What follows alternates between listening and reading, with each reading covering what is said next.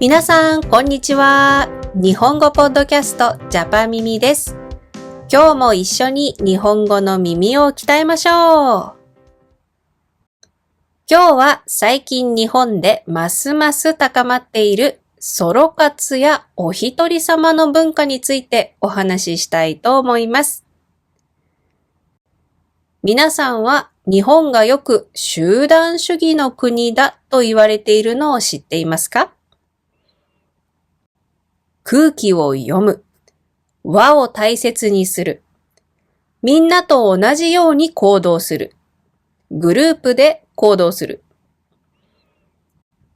確かにそのような側面は歴史的に、そして今でも強く存在していると思います。しかし同時に最近ではソロ活やお一人様という言葉も広く使われるようになりました。例えば、一人焼肉、一人カラオケ、一人旅行、ソロキャンプ。これまでグループで楽しんできた食事やレジャーをあえて一人で楽しむ人が増えています。例えば、日本人にも海外からの旅行者にも人気の一蘭というラーメン屋さん。このお店の内装は大きいテーブルではなく、カウンターに一人ずつ仕切りが付けられていて、一人でも食べに行きやすいスタイルとなっています。これもお一人様を楽しみたい人々のための工夫です。このように集団主義に対して個人主義という価値観が少しずつ強まっていると考えられます。今日のエピソードでは日本の集団主義的な側面と個人主義的な側面、そしてその共存についてお話ししていきます。今日は日本語上級者の皆さん向けにN1 から N2 ぐらいの語彙や文法も使っていきます。それでは始めましょう。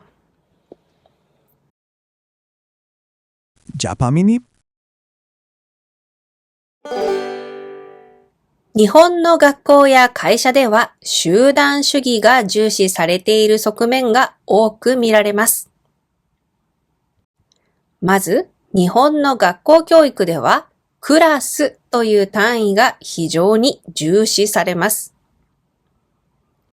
掃除も、給食の配膳も、行事の準備も、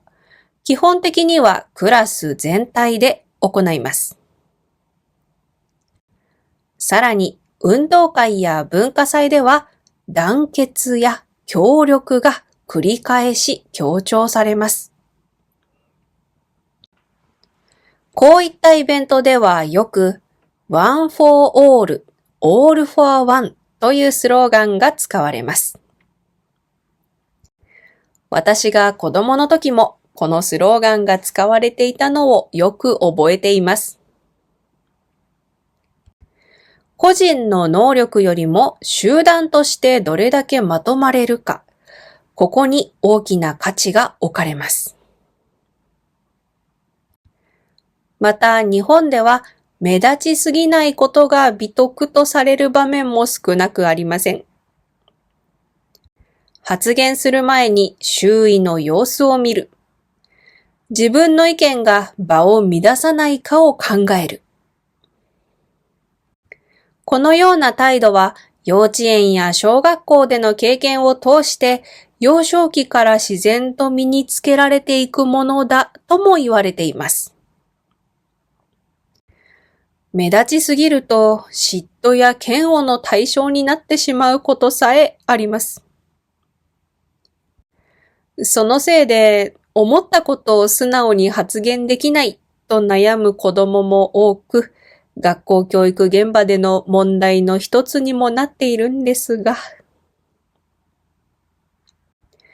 そしてこの傾向は学校だけにとどまらず会社でも続きます。日本企業ではチームワークが強調されます。成果は個人のものというよりも部署全体の成果として評価されることもあり、会議においても周囲の意見を確認して全体の方向性が見えてから慎重に発言するというふうに考える人も多いと聞きます。さらに、転職よりも長期雇用を前提とした文化は会社という共同体への帰属意識を強めてきました。転職を繰り返す人より、一つの会社に長く勤めている人の方が評価されやすいというのは以前から重視されていることの一つです。新しい会社に入ってからとりあえず3年は頑張ろうという考え方も日本社会に根付いています。1、2年で辞めてしまうと会社という組織で働けない人というレッテルが貼られるので、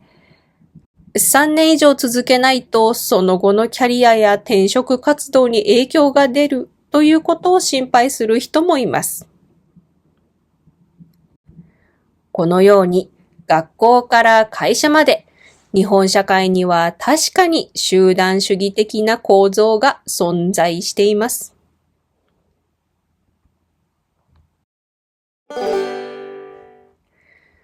日本の集団主義的な側面が根強い一方、近年はソロ活やお一人様という言葉が肯定的に使われています。テレビでも2021年からソロ活女子のすすめというドラマが数シーズンにわたって放送されているので、ソロ活についてもっと知りたい人はぜひこのドラマを見てみてください。このドラマを見てもわかるように、かつては一人でレストランに入ることに抵抗を感じる人も多くいました。友達がいないのではないか、寂しい人に見られるのではないか、そうした不安があったんです。しかし、現在ではどうでしょうか。一人専用席、一人用焼肉店、ソロキャンプ、一人旅専門ツアー。一人で行動することはむしろ自立や自由の象徴になりつつあります。ここには明らかに価値観の変化があると思います。特にコロナウイルスの流行時、ソロキャンプがすごく話題になっていたのを覚えています。他人との接触を減らす必要があったあの時代、ソロキャンプがみんなのニーズに刺さったんでしょうね。特に飲食店に入ることの抵抗感や居酒屋での飲酒ができなくなったことなども影響して、外でキャンプ飯が楽しめるということもポイントだったんだと思います。それから冒頭でも紹介した一蘭というラーメン屋さんのように、お一人様でも入りやすいお店というカテゴリーは一つの重要なスタイルになりつつあります。SNS でもそういったお店をめぐる動画を投稿する人が増えていると感じています。このスタイルは一人席や食券のシステムのおかげで成り立っていることも多いです。飲食だけでなくカラオケや漫画喫茶など一人で過ごしやすい空間づくりを売りにしているサービス業も増えています。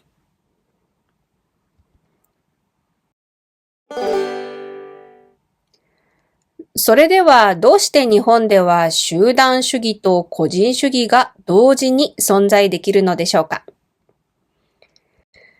一つの鍵は場面によって切り替えるという柔軟性にあるんじゃないかなと思っています。学校や会社という公的な場では集団の一員として振る舞う。プライベートな時間では徹底的に個人として行動する。このスイッチの切り替えが日本社会では比較的自然に行われています。日本の個人主義は集団からの完全な独立ではなく、集団に属しながら確保する個人の時間なのかもしれません。それからもう一つの視点。日本は一人でいても比較的安全な社会です。場所にもよるので一概には言えないですが、治安が比較的安定していて、一人客を受け入れるサービスが整っていて、他人が過度に干渉しない。このような環境がソロ活を可能にしていると言ってもいいかもしれませんね。興味深いのは、ソロ活は必ずしも反社会的ではないということです。会社では協調し、休日は一人で過ごす。それは集団からの逃避ではなく、集団生活を続けるためのバランスとも言えます。集団生活を続けるために個人の時間を充実させる。そのためにお一人様を楽しむことは重要なのです。ジャパミニ。それでは今日のポッドキャストはここまでです。今日は集団主義と個人主義をテーマにお話ししました。日本は集団主義の国だ。そう言われることは確かに多いです。でも実際には日本人は集団の中で生きながら個人の時間を確保するという独特のバランス感覚を持っています。